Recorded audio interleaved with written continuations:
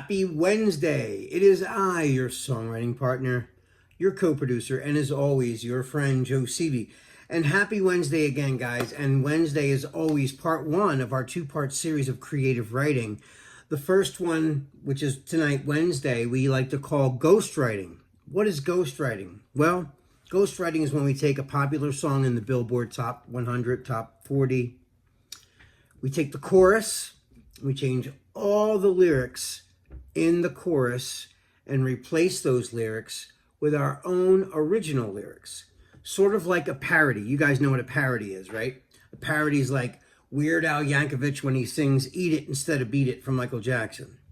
Only we're not making this funny. We're trying to do this as a serious creative exercise. So we're not trying to be fun. Unless you want to do a parody, that's fine. That's okay. You can do that if you want.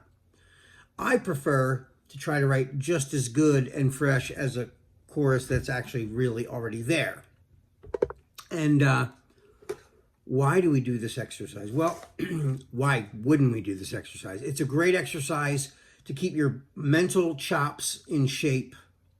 It's a really great exercise, especially because it's forcing you to maybe unlearn a song you've heard your whole life, and now you're going to change the lyrics to, let's say you did Dust in the Wind from the band Kansas, for those of you who know what song that is. To rethink those lyrics after you've heard them since the 70s is almost impossible. Or let's change the words of Stairway to Heaven, right? Or even Michael Jackson's Beat It. Let's change the words in Michael Jackson's Beat It.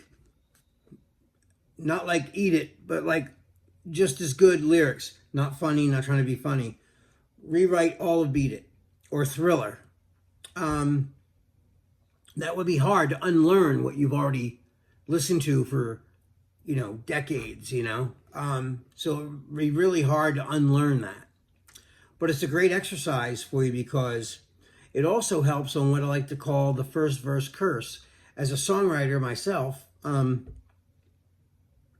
I write a new song, I have a verse, I have a pre-chorus, I have a great chorus, and then we get to chapter 2 or verse 2. What do I say then? I put all my best stuff in the verse 1, pre-chorus and chorus. Now I'm stuck at verse 2. This happens to a lot of people. Happens to me a lot. That's why I like writing with other people. It's always good to bounce ideas off another person. Now, do I write by myself? Of course I do. But I don't love to write by myself. I love writing with other people. It just gives you another thought process and someone else's, thinking process. And, when you exchange ideas, great things come from those things, And, but this is a great exercise just for doing by yourself at home, working this out. The song that I feature tonight is a song by Kelly Clarkson. It's called I Dare You, is the name of the song. And, I just want to say this real quick. When you do this exercise, there's no rules in what you write about. You can write whatever topic you want to talk about. You could write about magic. You could write about a beautiful day spent in a park. It doesn't matter what it's about. That's on you. The only rules are, it's got to rhyme. It's a song. It's got to rhyme. It's got to tell a story, and it's got to make sense. What do I mean by that? It means that everyone listening should understand what you're talking about pretty quickly, or get the idea, get what the message of the song is. I mean, everyone's going to have a different interpretation. A lot of people do that, but it shouldn't be like an inside joke between you and someone else and no one else gets it but you two, It should be something that everyone understands. Even if it was translated to Italian and your song played in Italy, even during the language barrier, people would understand what you're talking about in the Italian version, if you can understand that. Okay, so anyway, getting back to the song. or getting back to the process of how you write the song, okay? This is very important. When you listen to the song, I want you to really, really pay close attention to the lyrics. Now, I'm going to post the lyric video here, so you'll see the lyrics come up. You listen to the song, read the lyrics, pause the song if you need to write it down, because I want you to write all the lyrics down, okay? So I'm going to show you the way I do this too. Not right yet, but I'm going to show you. Excuse me. When you listen to these songs, I want you to be in a room by yourself, door closed. I don't want you multitasking. I don't want you trying to finish your crossword puzzles. I want you to really listen to the song. Listen to the song about 5 or 6 times too. Write it down. When you write the words down, I want you to write the first line of the artist at the top. Leave a space in the next line for your lyric. And also, I want you to put a little beeline or a dash between each word. And if it's a 2-syllable word or a 3-syllable word, I want you to put those dashes between each syllable as well, okay? Like if you say enough, that's a 2-syllable word. So it's E-N dash O-U-G-H. Enough. Enough, right? So you put a little dash between E-N and O-U-G-H. Okay, I'm going to show you in a minute what that looks like, okay? So here is what I did, okay? I dare you to love. That's her first line in the chorus. See how I wrote hers? I wrote mine. Won't you stay the night? I dare you to love. Won't you stay the night? You see that? So I have 1 syllable. It's 1 syllable. I dare you to love. All those words are only 1 syllable each. So are mine.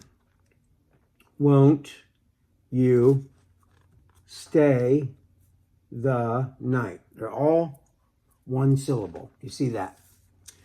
And then I see how I put dashes between each word. So I do that on purpose. So you can line all your words up with their words. So you don't have, too many words or too little words that they have. Because when they start singing, you need to start singing. If they have a 3-syllable word there, you could use 3 1-syllable words, but it's got to bounce the same exact way. It can't be any hangover or carryover. I hope that makes sense. So what I'm going to do right now is I'm going to play you just the snippet of the chorus. So here is Kelly Clarkson's chorus. I dare you to love. Oh, I dare you to love. Even if you're hurt and you can only see the worst, even if you think it's not enough. Oh, I dare you to love.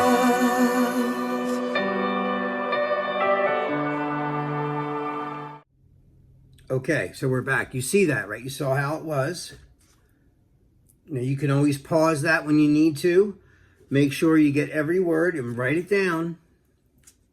And that way you're lining your words right up underneath hers, okay? So that way there's no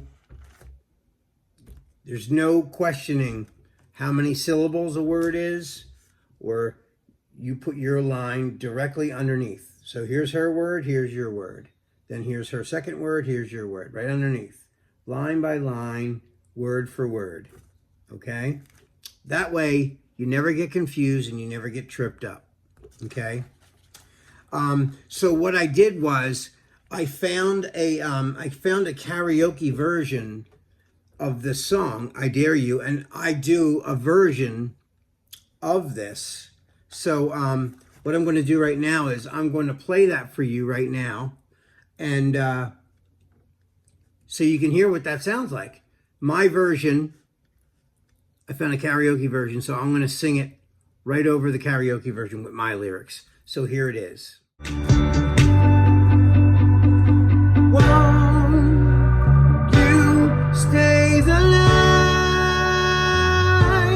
Yeah, won't you stay the night? Look me in the eye, tell me that you don't feel it too. When we get together, sparks ignite. Yeah, won't you stay the night?